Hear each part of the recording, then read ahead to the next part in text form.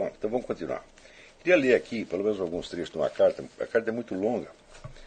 Eu vou selecionar aqui uns pedaços que me pareceu muito interessante. Professor, tenho estado preocupado com o meu nível moral. Luiz Alberto. Vejo que sou muito cego sobre aspectos do meu próprio comportamento pessoal e quando penso que entendo as consequências de pequenas atitudes que tenho para com as pessoas ao meu redor, os fatos me mostram que está totalmente enganado, mostram que eu não tenho domínio algum da situação. Tenho me preocupado muito com isso, porque isso me impossibilita de ser o autor de qualquer trabalho intelectual artístico de relevância. Se a minha consciência pessoal moral é muito reduzida, em lançar algum trabalho intelectual de alguma importância, como que o senhor espera que todos os alunos do curso online de filosofia o façam, seria uma tremenda irresponsabilidade. Olha aqui, que coisa, isso aqui é fundamental. Esse cidadão aqui, ele está percebendo o miolo deste curso. Ele está muito próximo daquilo que eu estou dizendo. Né? Então, você tem que buscar, em primeiro lugar, a transparência a si mesmo. Claro que você nunca vai obtê-la integralmente. A consciência humana ela tem altos e baixos, ela é cíclica, como tudo no mundo. Então, você se aproxima dela, depois perde, assim, a vida inteira você vai passar neste processo. Né? O negócio é simplesmente insistir, e não se conformar, vamos dizer, apenas com um estado de mentira confortável. Você tem que... O sujeito que não está capacitado, não está adestrado para ele aceitar a verdade sobre ele mesmo. Mas que verdade ele pode descobrir no mundo exterior? É tudo disfarce, é tudo camuflagem. Isso quer dizer que, vamos dizer, 80%, 90%, sei lá quanto, do que circula, por exemplo, em livros, em ensaios acadêmicos, etc., é apenas uma camuflagem de personalidades capengas. Não é uma sincera busca da verdade.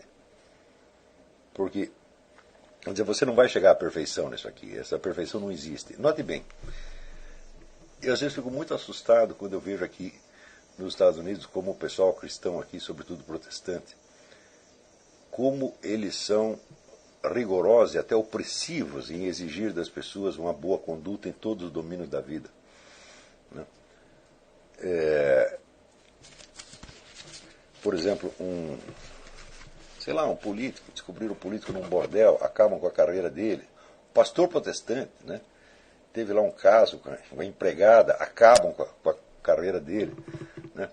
Olha, tudo isso é baseado numa ideia de perfeição quantitativa que Deus jamais esperou de um ser humano. Quando Deus considerou perfeitos, né, Davi, Salomão ou Abraão, sabendo todos os pecados deles, por que ele os considerou perfeitos? É?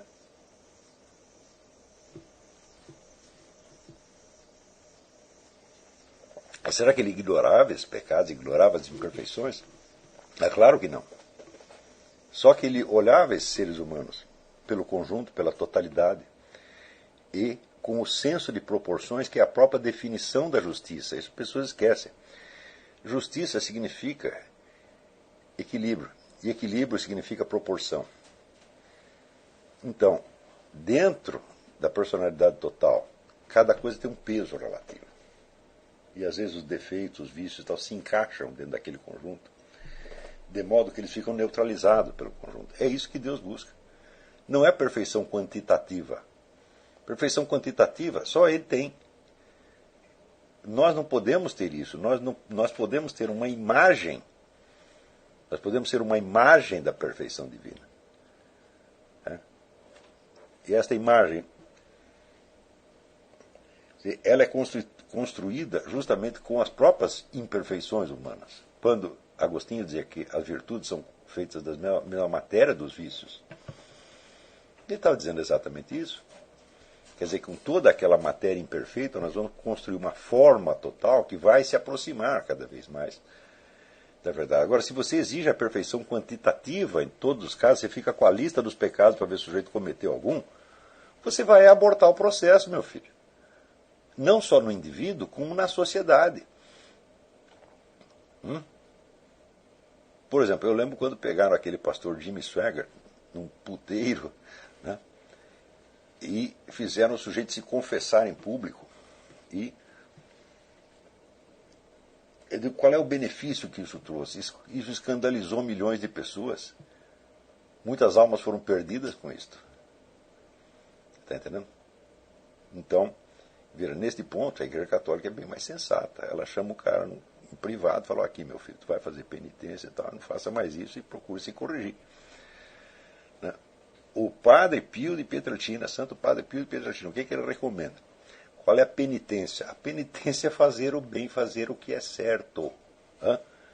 Se você fez o negócio errado, esqueça, faça agora o que é certo. Essa é a penitência. Não é você ficar se flagelando, se autodestruir. O que é isto, pô? Quer dizer, aí fica muito próximo, vamos dizer, o arrependimento fica muito próximo de um negócio diabólico que é o remorso. O remorso significa remorder-se. O cara fica mordendo a ferida e não deixa a ferida curar. Tá certo? Então, você fez o errado, faça o certo agora. Você fez o mal, faça o bem, pô. Esta é a verdadeira penitência. É só isto. Não fique na agonia, não fique na angústia nem 2 minutos. Isso aí eu já aprendi. Tem muita coisa na vida que eu não consigo aprender, mas essa eu aprendi. Quando eu faço um treco errado, eu fico infeliz? Não, eu fico feliz. Porque eu sei que eu vou lá, rezo e Deus vai me perdoar e vai ficar tudo ótimo. Então, assim, às vezes eu penso, não adianta eu querer estragar as coisas, Deus vai consertar de novo, quer ver? Então, veja, quantos teólogos, Santo Tomás de Aquino falava da culpa feliz de Adão, que é onde começa o processo da redenção. Então nós temos que pensar a mesma coisa para nós. Agora, você tem que abdicar da perfeição quantitativa. Você vai cometer um monte de pecado. O que importa não é estes um por um, é o conjunto do negócio. Que esse seu pecado sirva para melhorar você no conjunto. Que você medite a respeito, entenda como é que você foi parar naquilo, está entendendo? Tente fazer o bem para você mesmo. Tem uma pergunta aqui. Qual a diferença de você ficar feliz, porque você sabe que Deus vai restaurar, e tentar Deus? Aqui tem uma pergunta. A Roxane aqui me pergunta, qual é a diferença de você ficar feliz porque Deus vai te curar do teu pecado e você tentar Deus, tá certo? A diferença é o seguinte, é que quando você tenta Deus, a iniciativa do negócio parte de você, é você que está fazendo. É você que está forçando Deus. Agora, outra coisa é você saber, de novo, e de novo, e de novo, e de novo, e de novo. A palavra perdão não é bem a palavra certa, porque só é se você pegar no sentido original. Perdonar, quer dizer, esse per significa completar, significa a noção, vamos dizer, de totalidade. Então ele vai completar o dom. Ele tinha te dado alguma coisa, mas não tinha te dado completamente. Como você pecou, agora ele vai dar mais um pouco. Esta que é a realidade das coisas, está entendendo? Você contar com isso não é tentar Deus. Eu acho que, sinceramente, eu acho que não existe, pode haver muitas virtudes no mundo, mas eu não acho que exista a virtude maior, que Deus goste mais do que você ter a adoração a esta capacidade que Ele tem de perdoar.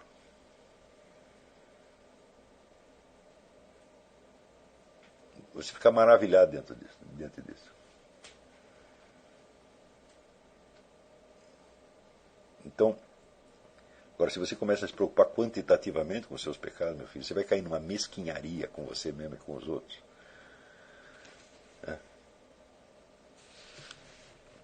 Que vai, como é que diz, vai te destruir. Um dia eu li um artigo do David Kupelian que dizia que os cristãos aqui estão levando a pior porque eles pecam muito, etc, etc. Eu falei, mas o que é isso? Até parece assim, Deus julga o fiel, né, o cara dedicado, com mais severidade do que ele julga os maus. Isso é gnosticismo, meu Deus do céu. Hã? Se você crê em Deus, tem esperança nele, ele vai te julgar com infinita mais benevolência do que ele julga, quer dizer, o inimigo dele. Por mais que você peque. Está entendendo? Isso é uma coisa tão simples. Agora, se você pensa assim, não, quanto mais perfeito você fica, mais Deus vai te espremer. Para você ficar mais perfeito, mais perfeito, mais perfeito. Você acha que mesmo que é isso?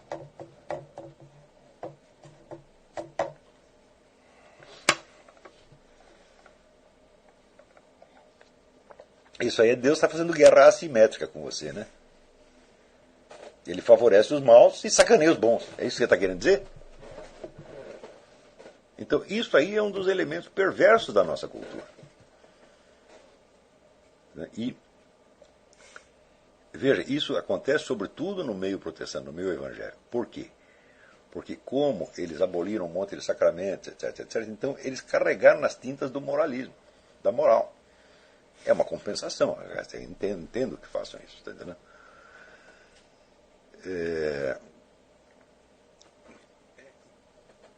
Mas hoje em dia isso aí chega, vamos dizer, em excessos terríveis. Então não é para fazer isso publicamente, e muito menos é para fazer isso com você mesmo.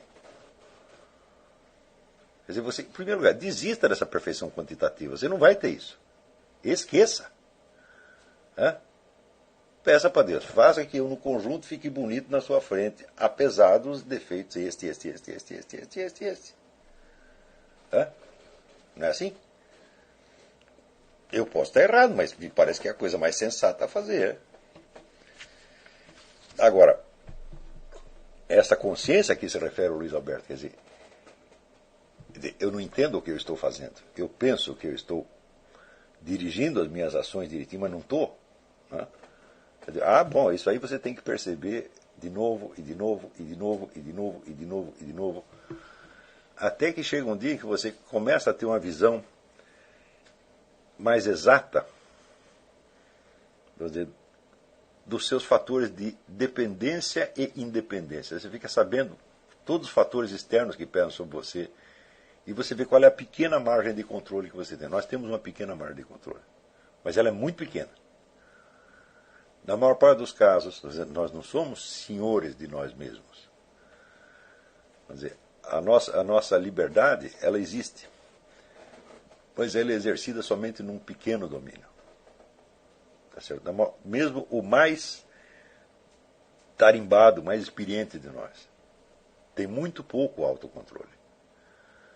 E você só começa a ter autocontrole quando você transfere o controle para Deus. Não é você que vai controlar ele.